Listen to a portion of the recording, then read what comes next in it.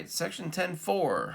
Today we're going to give you the general form of an ellipse, and we're going to ask you to complete the square in order to be able to graph and find all the wonderful information about an ellipse that we would find in standard form. So I want to start general form of an ellipse. We generally see it as ax squared plus a by squared plus cx plus dy plus an e equals 0, where a, b, c, d, and e, so a, b, c, d, and e are integer values.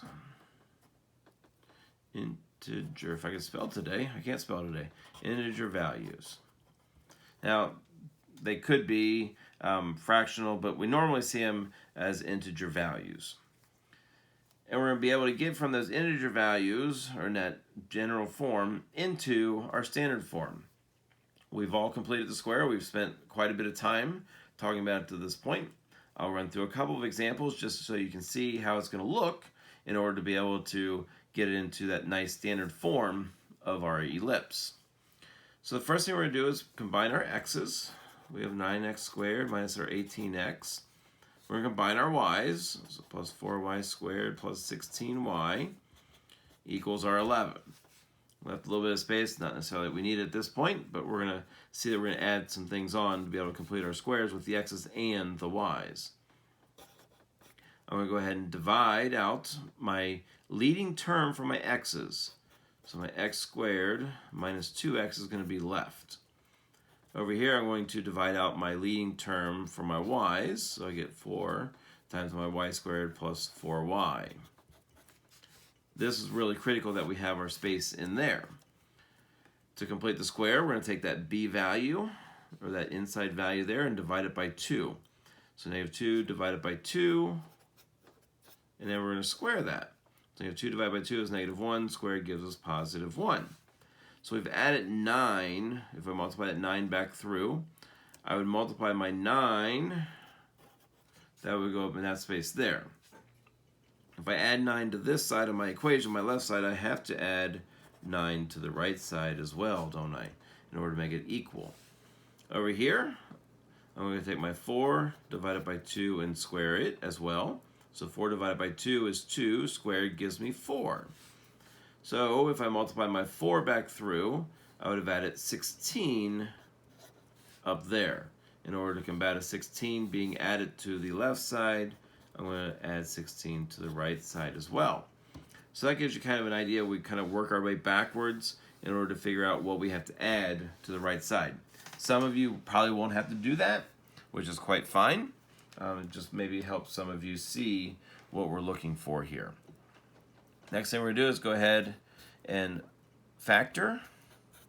X squared minus 2x plus 1 should give us an x minus 1 squared. To that, we're going to have our 4. We have y squared plus 4y plus 4 is going to factor to y plus 2 squared. Again, recall that if we take negative 2 divided by 2, that gave us a negative 1 squared, and that gave us the value that we are going to factor it to. Same thing here. If we take our 4 divided by 2, that was 2 squared. That 2 is going to be a part of our factored form. So we have 11 on the right side there, 11 plus 2, or plus 9 plus 16. That gives us 36. Recall for our standard form, we want this equal to 1. So in order to equal that to 1, we're going to go ahead and divide everything by 36. So we have x minus 1 squared. Simplifying this, 9 and 36, 9 goes into both of them, we get 4. 4 and 36 reduces. So that's going to give us 9, and it's going to equal 1. From here, we go ahead and graph it. We can find our major axis, our minor axis, and our center, and all that good stuff. I'm not going to, because you can go back and get that video from our previous section. So that gives us our nice standard form, and we can go ahead and graph it from there. I'm not going to make you stick around, but I will go ahead and do a couple more examples just to kind of get you the hang of it. Here I'm going to bring my x's together, 3x squared minus 12x. To that I'm going to bring my y's together, 7y squared minus 28y, and it's going to equal a negative 19. Factor out my GCF for my x's.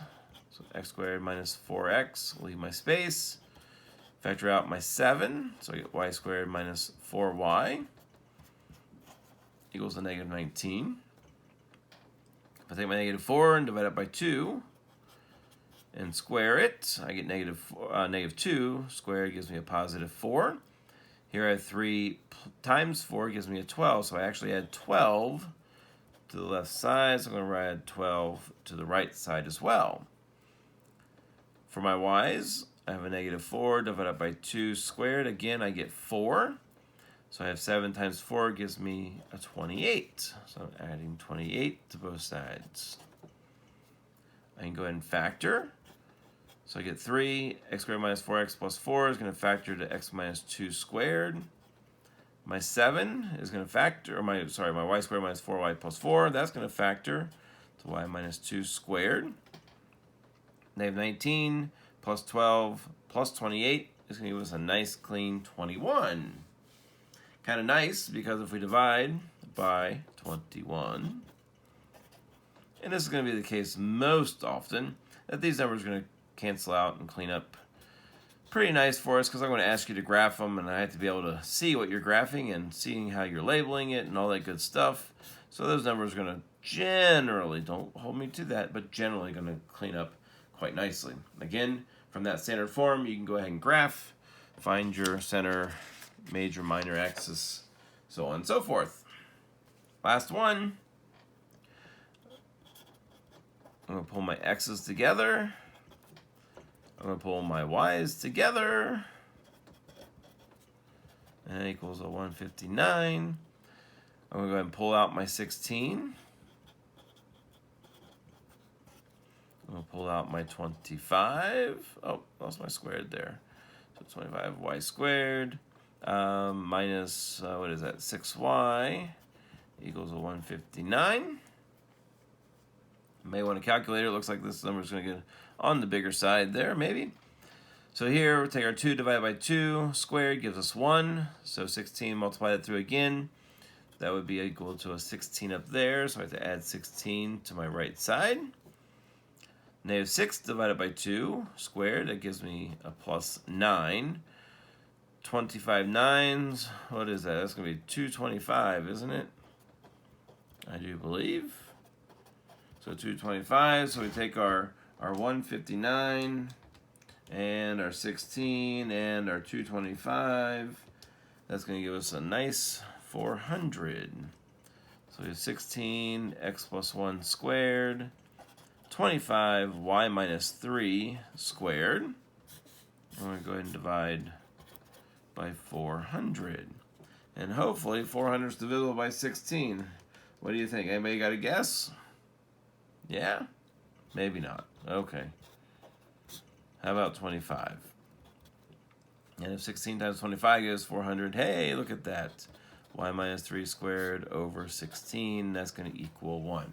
So that gives you a couple of examples of completing the square, and it allows us to find the standard form of an ellipse. Good luck and enjoy!